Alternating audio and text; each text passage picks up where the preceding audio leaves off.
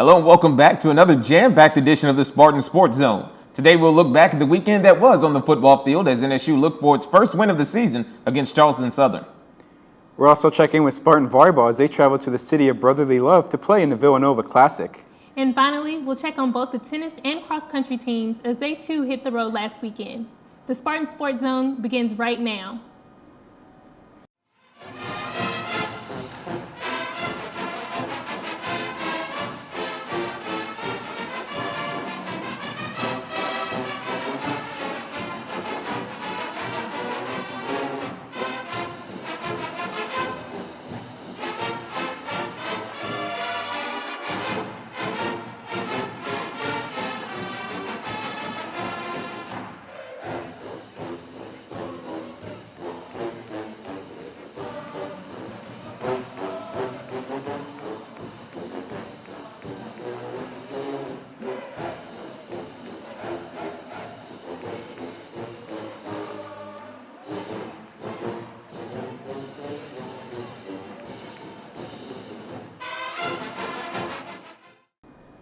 Hello Spartans fans, this is the Spartan Sports Zone. I'm Ross Gordon, the play-by-play voice of the Spartans, joined by Mike Bello, Assistant Sports Information Director, and Chandrea Lee of the Sports Information Department. So glad to have you here with us as we dive right into the action, starting with NSU football.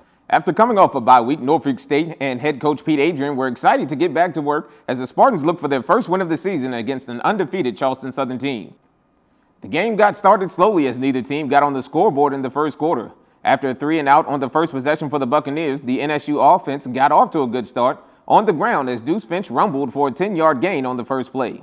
2 plays later on the first pass attempt of the young career of Amari Timmons, the sophomore was sacked and fumbled the ball, giving possession right back to CSU. Neither team could sustain a drive in the first, which takes us to the second quarter as CSU got on the board after a 3-and-out by the Spartans. Brandon Robinson, who ended the day with 96 yards rushing, caught the Spartan defense off guard and got around the corner for a 20-yard gain and then capped off the drive the next play with a 2-yard plunge to put the Bucs up 7-0 with 13-19 left in the quarter. Amari Timmons would then get things started for the Spartan offense, as first he hooked up with Jerron Stokes for 24 yards, followed by a 10-yard run by Finch. The 2 biggest plays of the drive came on 4th down as Timmons found Finch out of the backfield as the senior pulled it down with one hand to keep the drive alive. Then on 4th down and goal, the Spartans again saw Timmons hit a running back out of the backfield as Ryan Wade was hit in stride for a 1-yard TD pass to bring the Spartans within 1 going into halftime. Coming out of halftime, it was more of the same as defense was the theme for both teams. CSU, however, would get on the board in the third quarter as Malcolm Dixon, who struggled for most of the game throwing the ball, connected with both of his tight ends for 24 yards on the drive. The second of those catches went to Nate Prater for the go-ahead score with just under 4 minutes to go in the third. That would be the end of the day for Timmons, who finished 10 for 17 for 95 yards and a TD pass. Enter in Tyler Clark, who came in to begin the fourth quarter. Clark got things going as he completed back-to-back passes to Joe Hawkins, who again led the Spartans in receiving. After Clark completed his third straight pass, this time to Keith Johnson for 11 yards, the Spartans fumbled away a chance to pull closer as Clark mishandled the shotgun snap to give the ball back to the Bucs.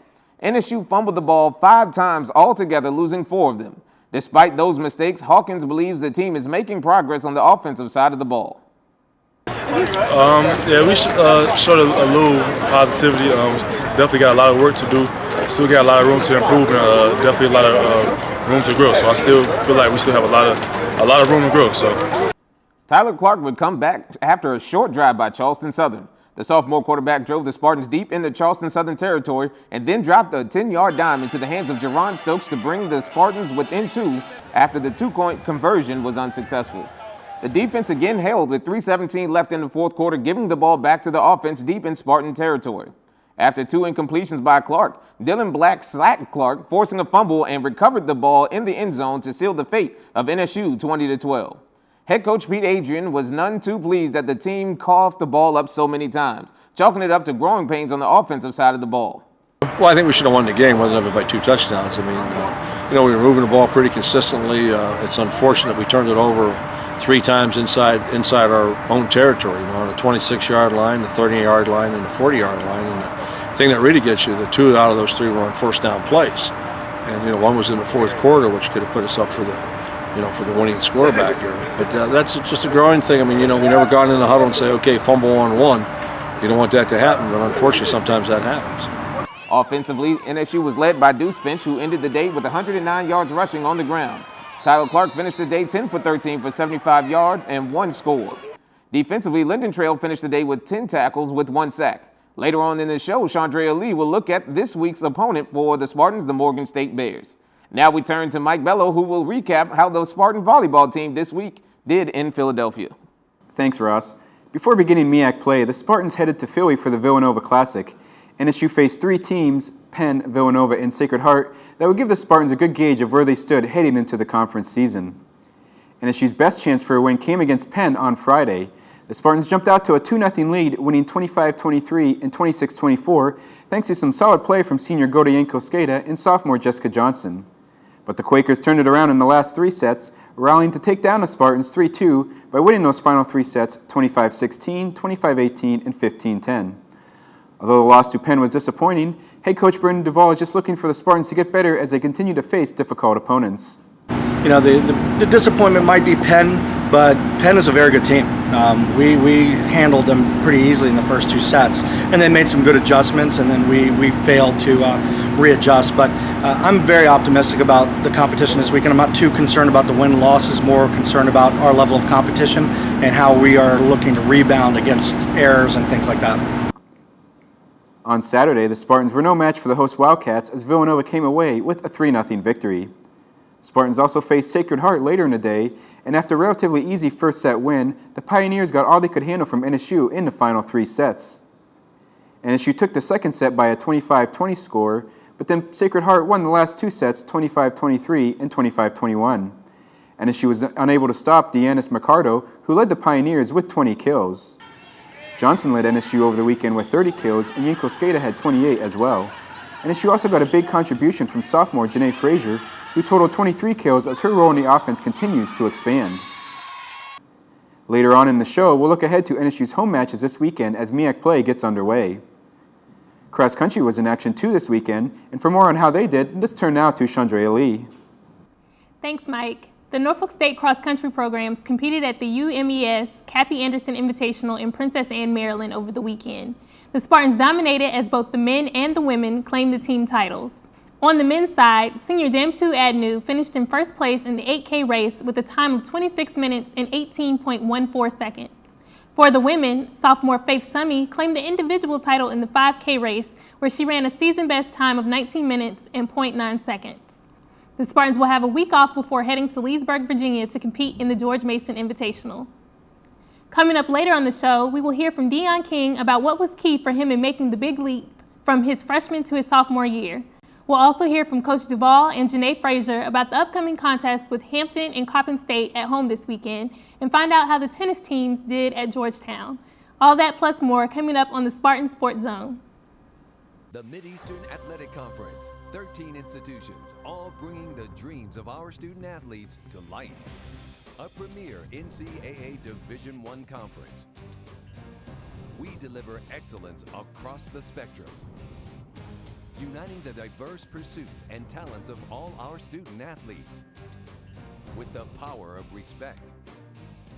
For together, we are the Mid-Eastern Athletic Conference, achieving the dream. Welcome back to the Spartan Sports Zone. Over the weekend, NSU's tennis programs competed at the Georgetown Classic in Washington, D.C. Freshman Lisa Gordieva led the way in singles play for the women's team as she upended George Washington's Allison Hansen 6-2, 6-3 before falling to Georgetown's Sophie Barnard 7-5, 6-2. On the men's side, junior Igor Braga and sophomore Robin Rithmuller teamed up in the doubles competition to get a pair of wins in their bracket. Braga and Rithmuller defeated Christopher Newport's Greg Sestouli and Michael Dodd 8-1, and they also had an 8-6 win over Georgetown's Casey DeStasso and Max Novak. Braga and Rithmuller also suffered an 8-7-3 loss in the quarterfinals to George Washington's Ulrich Thompson and Daniel O'Connor. In singles play, sophomore Dmitry Zamantovich defeated George Washington's Simon Ippiker 6-2, 6-0 and John Hopkins' Emerson Walsh 6-1, 6-3. He also picked up a 6-3, 6-0 win against Georgetown's Daniel Connon before falling in the semifinals to ASA's Jack Bowling 6-4 to 6-4. Also posting wins was Rith Mueller.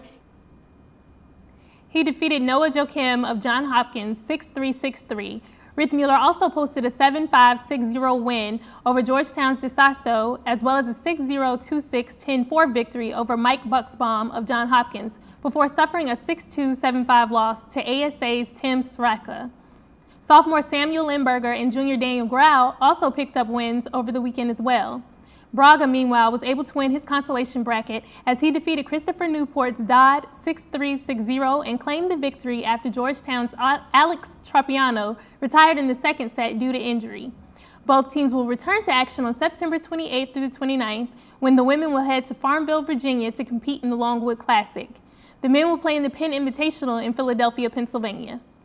The football team will again be on the road this weekend as they head to Baltimore to take on the Bears of Morgan State. Game time is 1 p.m. at Hughes Stadium, and you can catch all of the action live on WXTG 1490 AM The Game. The pregame show begins at 12:30 p.m. NSU will be looking to continue its solid play on defense against a team that averages less than 275 yards of total offense a game. The best surprise of the year so far has been the play of sophomore linebacker Deion King. He ranks first in the MEAC in sacks with 3.5 and second in tackles for loss with 6. After a solid rookie campaign last year, King has continued the tradition of great linebacking play for Norfolk State. He credits what he did in the offseason, but also the attitude he's come into this year with in helping him into a starting role in this year. Yeah, it was the off season, but also I said to myself that I wanted to take over the program. Like I wanted to be that guy that they can count on to make plays for them and be that defender that Norfolk State's always wanted. The defense is looking forward to beginning MEAC play and testing themselves against the rest of the conference. And right now it's time to take a look at NSU's first MEAC opponent this year. With more on the Morgan State Bears, here is Chandrea Lee. Thanks, Ross. Coming into this weekend, the Bears are winless after a 58-17 setback to Western Kentucky last Saturday. It is one of several challenging games the Bears have played this year, including losses to Army, Robert Morris, and Liberty that have dropped Morgan State's record to 0-4. Coached by Donald Hill Eli, the Bears have had their issues on the offensive side of the ball. Like the Spartans, Morgan State has used 3 quarterbacks, Moses Skillon, Seth Higgins, and Robert Council. They combine for 127 passing yards a game to go along with 143 rushing yards per contest. 4 different players average at least 25 yards on the ground, led by Skillon and Lamont Brown. Defensively, Cody Acker leads the way for a unit that gives up nearly 300 yards a game on the ground and 151 through the air. Acker easily leads the team with 41 tackles and has also tallied 3.5 tackles for loss and 1.5 sacks. Despite Morgan State's 0-4 record, head coach Pete Adrian is not taking the Bears for granted based on what he's seen of them so far. They're also playing 3 quarterbacks throughout the ball game, so you never know which one is going to play. But they've got a lot of experience back. They got good speed on defense. Their offensive line's always been big and physical. I mean, they got 2 guys on the offensive line that are over 350 pounds, 6'4" and 6'5" at you. And they're trying to run some option as a change-up, but they're still a power football team. And then they really try to give you a lot of multiple formations and try to catch it, throw the ball deep several times. All 3 quarterbacks have a pretty good arm, so we got to get after them and put some pressure on them so they don't have time to get down the field. This weekend's game will mark the first at home for the Bears following those 4 straight non-conference games on the road. After this weekend, one school will have earned its first win of the year and will also be 1-0 in the MEAC. It'll be a big weekend for the NSU volleyball team. The Spartans open up MEAC play with 2 of the better teams in the North, Hampton and Coppin State. NSU also have the luxury of playing at home, where they are 2-1 so far this year. The Spartans host Hampton on Friday night at 7 p.m. at Joseph Eccles Hall, as well as Coppin State at Sunday afternoon at 3 p.m. The Battle of the Bay against the Pirates on Friday is going to be a pack-the-house night. The NSU Athletics Department will offer various prizes and hold contests during the match, while DJ Vince will be on hand as he always is, as the department is looking to completely fill the lower sections of the arena. Janae Frazier mentioned how important these games are, as the team is playing with a chip on their shoulders, with very few expecting them to compete for the MEAC title. We're excited to be opening up at home because we have our fans there to support us. And also it's good to be playing the #1 seeds first because we can get them out of the way. People aren't really expecting much out of us, so we're ready to take the big dogs down. Norfolk State will face a Hampton squad that owns a 5-7 record this year, recording wins over teams such as Bryant, South Dakota State, and Murray State. The Pirates also lost a 3-2 matchup to West Virginia earlier this year, a team that beat NSU by a 3-0 score. The Hampton offense has been a one-person show so far this year, as Vendula Strakova ranks in the top 3 in the nation in kills at 5.47 per set and points at 6.44. The Eagles, meanwhile, a surprise team in the MEAC last year, are 3-11 with wins over both St. Francis Schools and Loyola Maryland, a program that defeated NSU this year by a 3-2 score. Duval is looking forward to facing two of the most difficult teams in the Northern Division right off the bat. Yeah, we are very much looking forward to having Hampton and Coppin as our first two opponents because, we've filled our whole entire preseason generally with tougher teams. And there's nothing better than going against two teams that have proven to be some of the best in our entire conference.